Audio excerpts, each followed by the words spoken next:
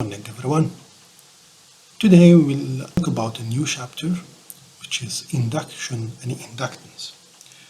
So these are the sections that we will treat in this chapter, and we will start with the first three here. We have seen in the previous chapter that a steady current, can produce a steady magnetic field. What about the opposite? Can a steady magnetic field produce a steady current? Faraday's take that challenge. He started to do a lot of experiments to see if we can create a current from a magnetic field. One of the experiments that he did is the following. He take a circuit, right here there is a battery, there is a resistor, there is a switch, and there is a loop. A loop, it could be one loop, it could be a coil, it could be solenoid. And he take a second loop. The circular loop is connected to, let's say, a voltmeter or an ammeter, something that measures the current circulating in this second loop. As you can see in the second loop, there is no battery. As we learned in circuit, no battery, no current.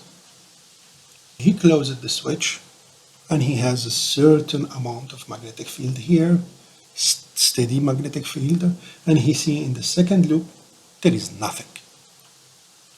He did many experiments by changing the size of the loop, by changing the strength of magnetic field. He couldn't succeed to see a current.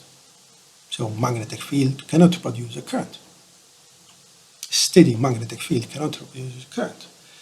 One day, while during this repeating this experiment by some variation, he observed something interesting. Just when he closed the switch, he see a current. There is a current, and after this current disappeared.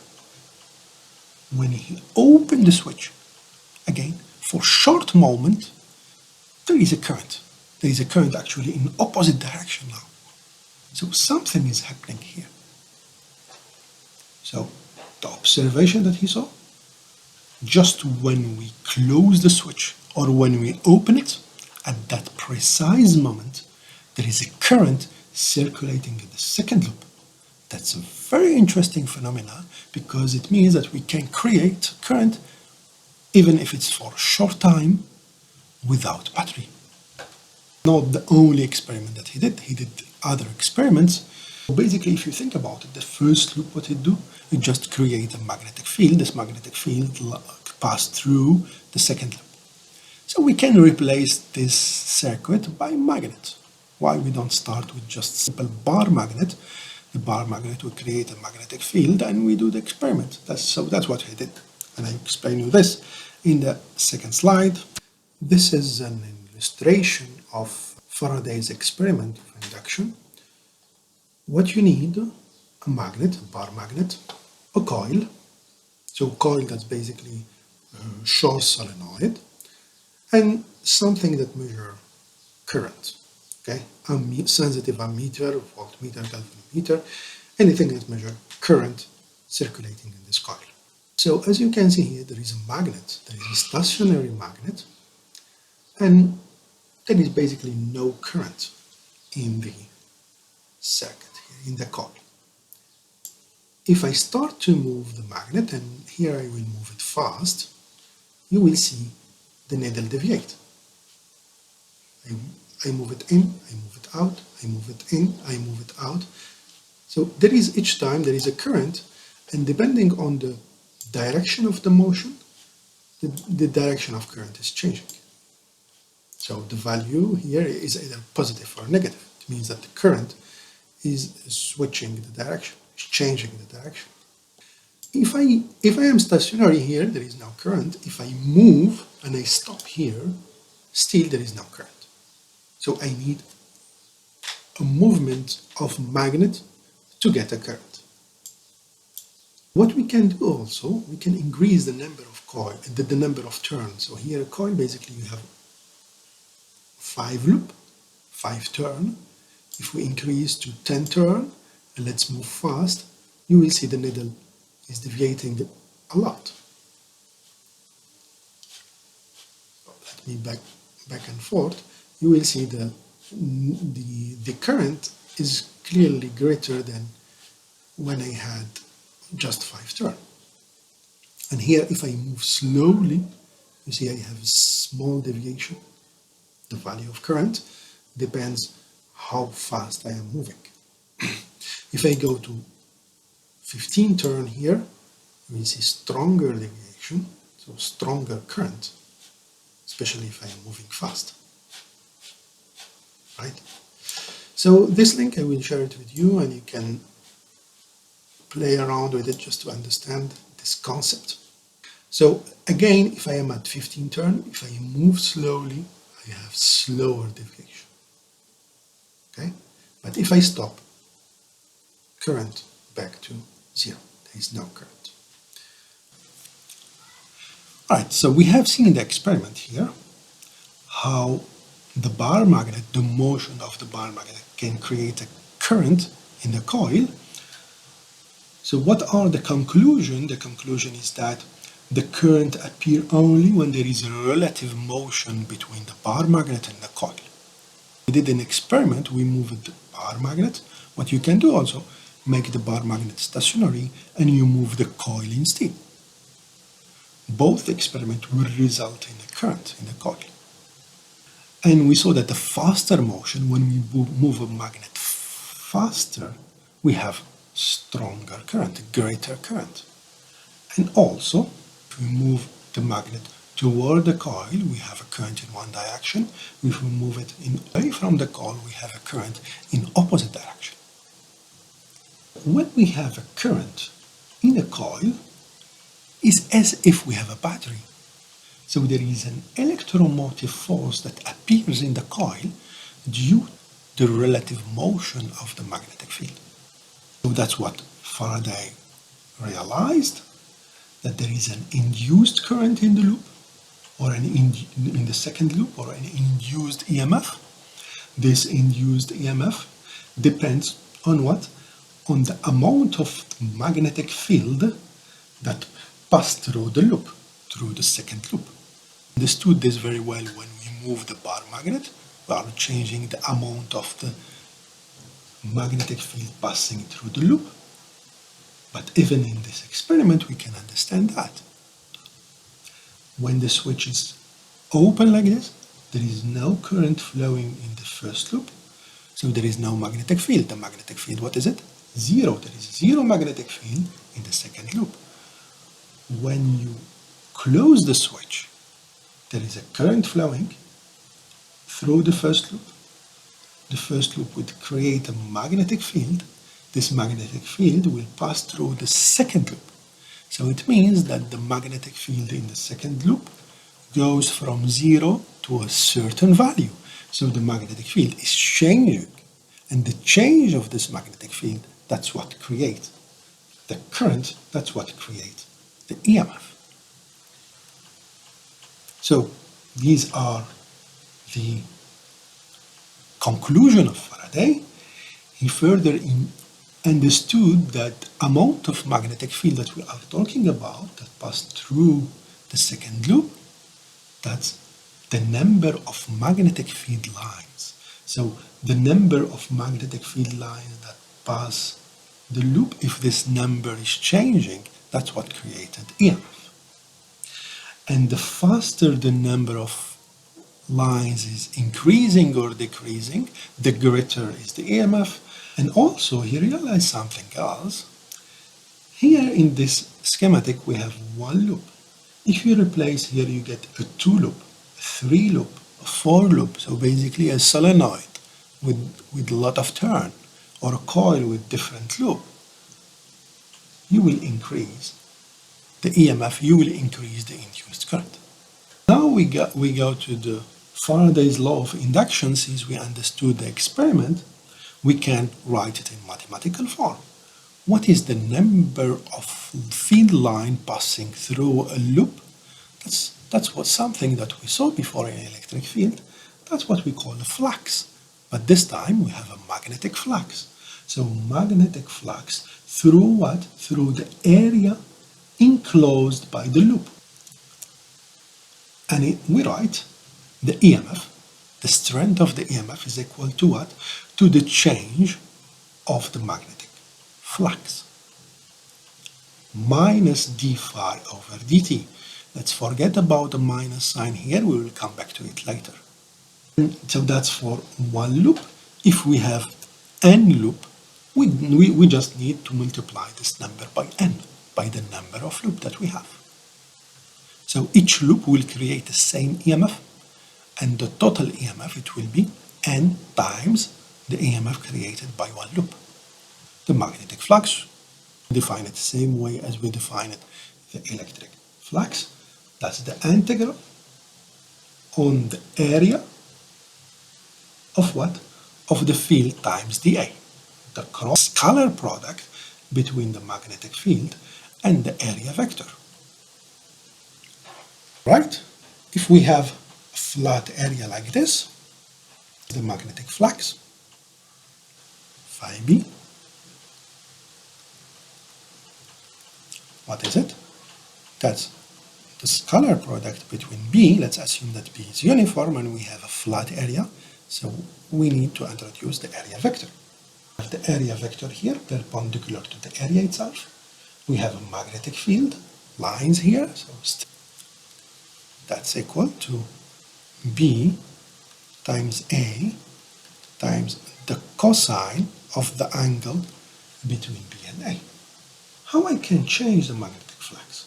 Two previous experiments, we changed the magnetic field strength.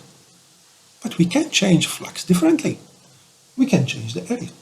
If I change the area, for example, by stretching it, you stretch the area, or you increase it, you decrease it, you are changing the flux, and this will induce an EMF along the wire here.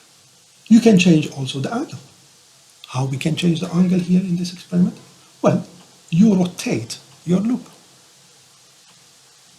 If you rotate your loop, you are changing the angle between B and the area vector. So you are changing the flux, and the rotation of the loop will induce an EMF in the circuit. That's what we do, changing the magnetic field, changing the area enclosed by the loop, or changing the angle by any combination of these. So we can write the EMF of one loop like that. So minus d over dt of this product, and depending on the situation, we may have the variation B vary, A vary, the angle vary, or both of them, or three of them. What is the unit of the magnetic field flux? Well, as you can see here, you can deduce it from the formula. That's the unit of magnetic field, Tesla, and the unit of area, meter square. So this unit, we call it Weber. It's called after the German physicist Weber. What is the unit of the EMF? Well, we know the unit of the EMF, but here there is an interesting formula. The unit of the EMF in circuit, that should be volt. But if I see the formula here, what is the unit of EMF? That Tesla, meter square per second. So that's, I will keep it for you as a small exercise to prove that Tesla meter square per second, that's exactly volt. When we stated Faraday's law, we said that the n here, that's a number of turn, that's the number of loop that we have in second circuit. The flux, we know what is it, that's flux of magnetic field passing through these loops. But what is this minus sign doing here? The minus sign, it tells us that the EMF that appear in the second circuit is opposing the change of the magnetic field flux. So the polarity of the induced EMF is such that it tends to produce a current that creates a magnetic flux to oppose the change in the magnetic flux through the area enclosed by the current loop.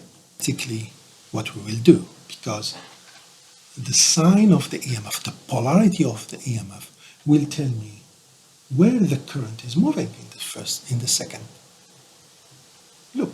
Imagine that this is a loop here of the second circuit, and let's imagine we have a magnetic field coming from the first circuit. So I will choose the direction of this magnetic field. Draw different point. The magnetic field is passing through toward us. It's coming toward us. Okay?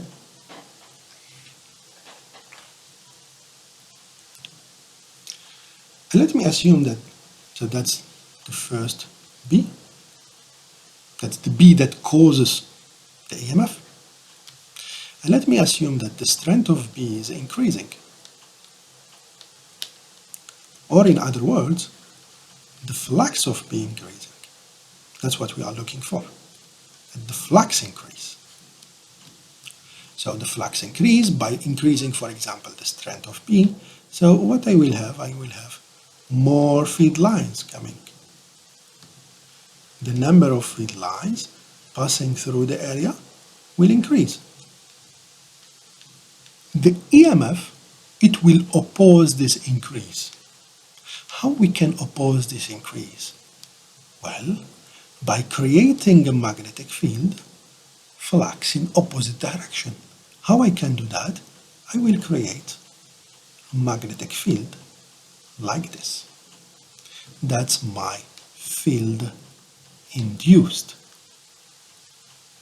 The induced field. So when I know the direction of the magnetic field, the initial magnetic field, and if I know that the flux is increasing, for example, this is help me to decide on the direction of the induced magnetic field opposing the change of the flux. The change of the flux, what is it here? Is the flux increasing. The number of lines are increasing. So B induced, I put it into the board to try to reduce this flux, to go against this flux. When B is in this direction, and I can know the direction of current. How I do that? You put your thumb in the direction of the field induced. What is direction of field induced? Into the board. So put your thumb into the board and you see that your finger or your hand is rotating in which direction? In this direction.